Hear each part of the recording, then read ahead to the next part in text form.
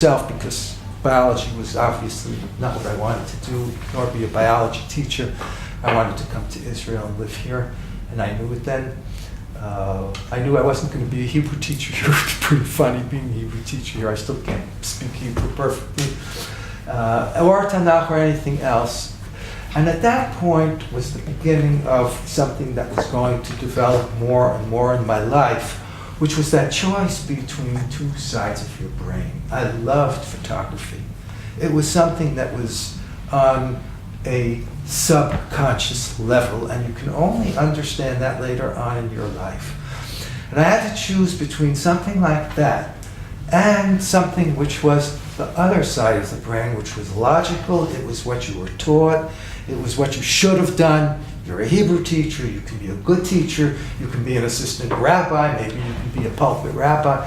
I didn't want any of that stuff. I mean, it was fun, it was a nice idea. I mean, I was an assistant rabbi when I was studying photography afterwards, but I had to make that decision and that choice between two different directions. And the critical point was when I was at Yeshiva University in the summer, and it was pretty late to decide about studying in the rabbinical school, which was another 4 years of solid Gemara. And I shouldn't really tell you this because Tal's studying more Gemara now than I ever studied. And it was a rainy summer day. There was nobody there. It was the campus up in Washington Heights, which was nothing to really brag about. And I had to go to the Dirty Spoon restaurant to have lunch there. I mean, that's what we called it. And I said, I can't do 4 more years of this stuff. I just can't do it.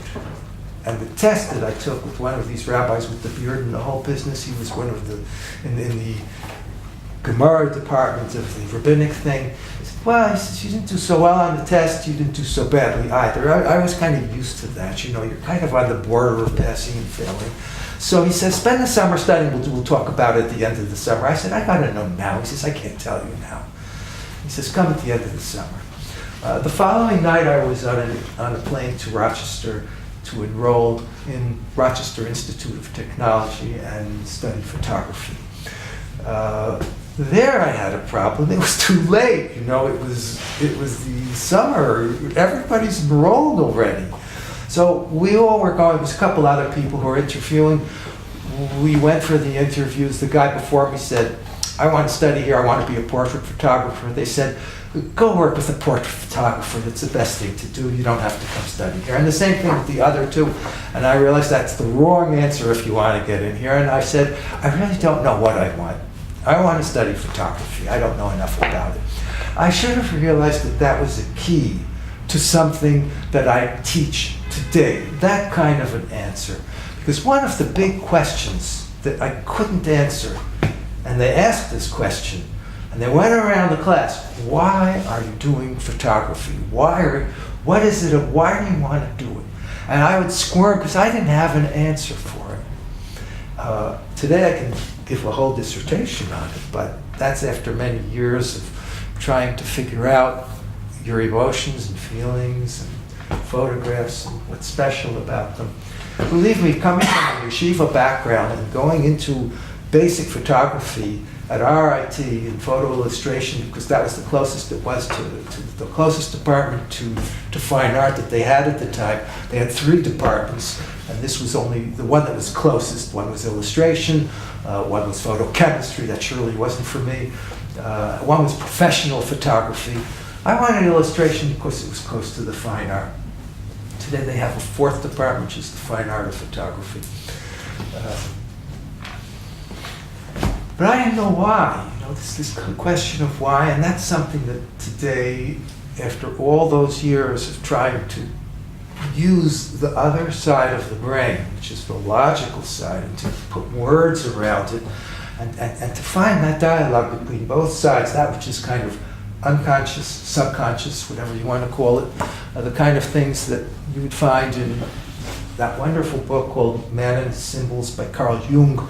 The first chapter is a must for everybody, because when he talks about the subconscious, take out the word subconscious, put in the word art, and you'll get a really good understanding of what art is all about.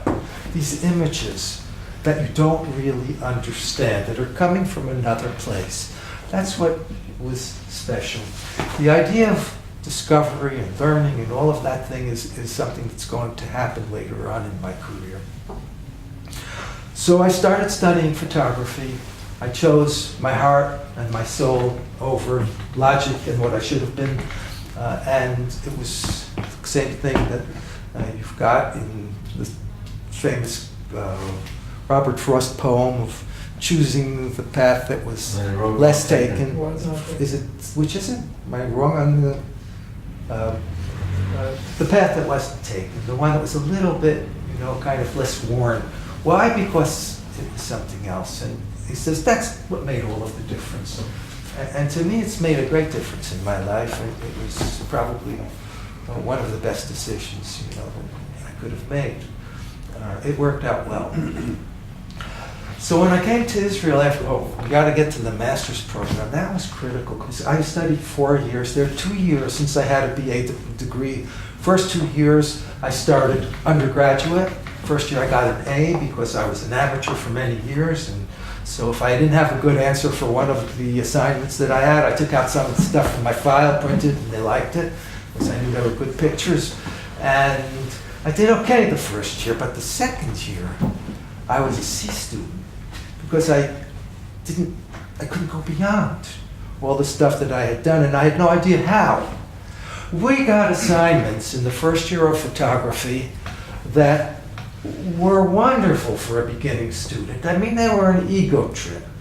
Take the logo of Life magazine, cut it off the cover of the page, and paste it onto your photograph, onto your 11 by 14 print, and now you've got the cover of Life magazine, whatever you want. Wow, that's great. The next week it was going to be Sports Illustrated. And then do something else that showed how smart you were, and you're already a photographer. This was a great ego trip, but today I look at it as one of the worst things they could have done, and one of the most damaging things that you can do to a student by giving them such a subject, giving them such an assignment. And that's what I had to unlearn over the many years. But it took a while, because in the second year of being a photographer already, with all that ego, and with all the idea, well, just express yourself, just go take it a little step further. It's just a question of going that one step further. You're always, you have a whole life of experience and knowledge. Use it, express yourself, say something about the subject that you're going to photograph. In this case, it's going to be Crest toothpaste, because you're doing an advertisement. What the hell can you say about Crest toothpaste? What is there to say about it? So you can think in terms of still lives and all that kind of stuff, and copy all the different people who did things, and lighting, and make a pretty picture. And that's what you could try doing. Or other assignments that they would give us. And it was basically how to do or what to do. It was always accenting the product, the photograph, the picture. And after, in the second year, I got my C. And I realized I'm stuck, because I don't have talent. I really don't know how to go further. And I know that I have nothing that I can say beyond what I've already said. How do you go that step further? And you ask your instructor, well, you have to figure it out. Everybody has to figure that out for themselves. Well, that sounded like a logical answer now. But when I look back at my studies there, I fail all of my instructors, although they were on the verge of failing me. They were doing the best that they could. Some of them were wonderful people, and I give them a lot of credit for what they were trying to teach. But they didn't know much more than I knew, a lot of them. They were just in the profession, and I wasn't. I didn't study with Minor White. He was at that school a little bit before me. I missed him by maybe 2 or 3 years. But there was nobody that came after him? It was after Minor White? I was going to ask you about Minor White. During the time that I was there, I don't remember any instructors that were of any major influence in the 4 years that I was there. Some of them were good photographers, but I don't think they had that extra. But they didn't try and replace that viewpoint that Minor White had. Well, Meinhard Weig had a very interesting and very religious kind of approach to photography, and he had a Jewish student that did just the opposite, of course, because what's a Jewish student going to do with Meinhard Weig? He did exactly the opposite. That was Jerry Uelsman. But he had charisma, he had an approach, and he was into something beyond the print. It was something in the Zen, it was something in that mystical thing. At least he wasn't talking about the product, he would talk about something else. And that would have been of influence. At the same time, there was also another school which had started, and that was Nathan Lyon's school, the Visual Studies Workshop, which was a marvelous school, but I would have no idea why it was marvelous. I wouldn't have chosen it if I knew about it. Today, I know it was an opportunity I missed, but I didn't have the tools to know what he was talking about. And he was talking about the right thing. They weren't talking about the results. They were talking about the whole process and the whole way of thinking as opposed to the product. Visual Studies Workshop, it wasn't about photography. It was about something else. And I didn't understand that. In any case, when I finished the second year at RIT, they opened up a Master of Fine Arts program, and the requirements were either a bachelor's in photography